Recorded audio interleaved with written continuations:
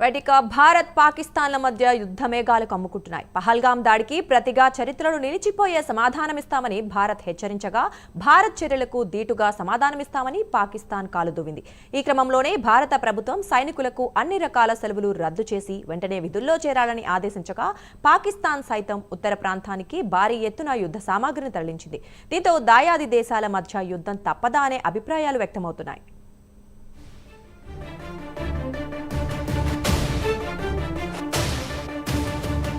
జమ్మూ కాశ్మీర్లోని పహల్గాంలో జరిగిన ఉగ్రవాద దాడి తరువాత భారతదేశం పాకిస్తాన్ మధ్య సంబంధాలు మరింత దిగజారాయి. ఉగ్రవాద దాడి జరిగిన వెంటనే భారతదేశం అనేక సంచలన నిర్ణయాలు తీసుకుంది. సింధు జల ఒప్పందాన్ని రద్దు చేయడమే కాకుండా పాక్ పౌరులెవరూ భారత్లో ఉండడానికి వీల్లేదని ఆదేశాలు జారీ చేసింది. అలాగే పాకిస్తాన్ హై కమిషన్లో ఉన్న అధికారులు 48 గంటల్లోపు మన దేశానికి తిరిగి రావాలని సూచనలు జారీ చేసింది. అదేవిధంగా పాక్ సరిహద్దుల్లో ఉన్న గ్రామాల్లో ప్రజలను బంకర్లలోకి వెళ్లాలని కేంద్రం ఆదేశించింది. దీంతో భారత్ పాకిస్తాన్పై సైనిక చర్యకు దిగొచ్చని ఊహాగానాలు ఊపందుకున్నాయి.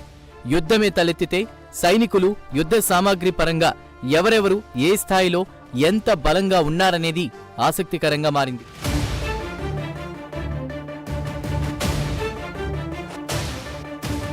గ్లోబల్ ఫైర్ పవర్ 2025 నివేదిక ప్రకారం 145 దేశాల సైనిక శక్తి జాబితాలో భారతదేశం 4వ స్థానంలో ఉండగా పాకిస్తాన్ 12వ స్థానంలో ఉంది. భారత సైన్యం 14.55 లక్షల మంది క్రియాశీల సైనికులుండగా 11.55 లక్షల మంది రిజర్వ్ దళాలు, 25.27 లక్షల మంది పారామిలిటరీ దళాలు ఉన్నాయి. భారత యుద్ధ సామాగ్రిలో ఆధునిక స్వదేశీ సాంకేతిక పరిజ్ఞానం అద్భుతమైన మిశ్రమం ఉంది. భారతదేశంలో మొత్తం 4201 ట్యాంకులుండగా ఇందులో అర్జున్ ట్యాంక్, T-90 భీష్మ వంటి ప్రమాదకరమైన ట్యాంకులు పాకిస్తాన్పై భారతదేశాన్ని అజేయంగా మార్చే శక్తిని కలుగున్నాయి.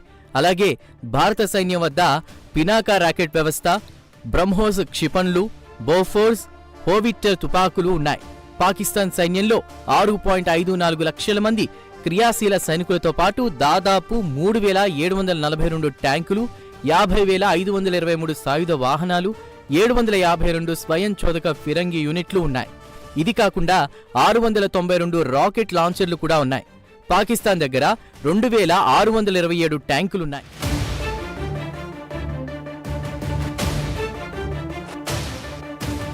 భారత వైమానిక దళం మొత్తం 2229 విమానాలను కలిగి ఉంది. వీటిలో 600 యుద్ధ విమానాలు, 831 సహాయక విమానాలు, 899 హెలికాప్టర్లు, 50కి పైగా యుఏవీలు ఉన్నాయి.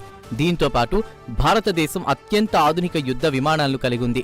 ఇందులో రాఫెల్ ఫైటర్ జెట్లు, Sukhoi Su-30 MKI, Mirage 2000, MiG-29 fighter jet ఉన్నాయి. అలాగే భారత వైమానిక దళం బ్రహ్మోస్, అస్త్ర, రుద్రం, ఆకాశ్ వంటి క్షిపణి వ్యవస్థలను కలిగి ఉంది. ఇక పాకిస్తాన్ వద్ద 1399 విమానాలుండగా వాటిలో 328 ఫైటర్ జెట్లు, 64 రవాణా విమానాలు, 565 శిక్షణా విమానాలు, 373 హెలికాప్టర్లున్నాయి. దీనికి 57 దాడి హెలికాప్టర్లు, 4 వైమానిక ట్యాంకర్లు ఉన్నాయి.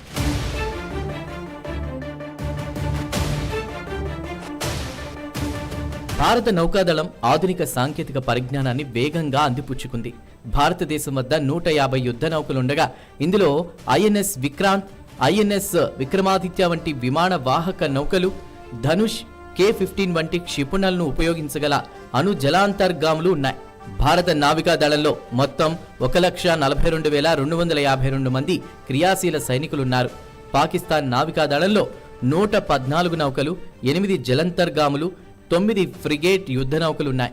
ఇటీవల సంవత్సరాల్లో పాకిస్తాన్ తన నావికా శక్తిని పెంచుకున్నప్పటికీ భారత నావికా దళం పరిధి, నెట్వర్కింగ్, అణ్వాయుధ సామర్థ్యంలో చాలా ముందుంది.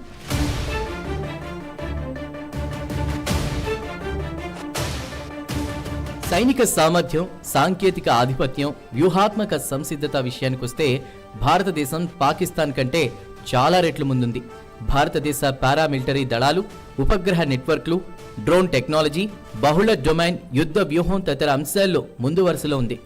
భారతదేశం రక్షణ ఉత్పత్తి, సైబర్ యుద్ధం, అంతరిక్ష ఆధారిత సైనిక వ్యవస్థల్లో నిరంతరం పెట్టుబడులు పెడుతుండగా పాకిస్తాన్ దాని ఆర్థిక వనరులు, సహాయ ఆధారిత సైనిక విధానం కారణంగా నెమ్మదిగా వెనకబడిపోతోంది.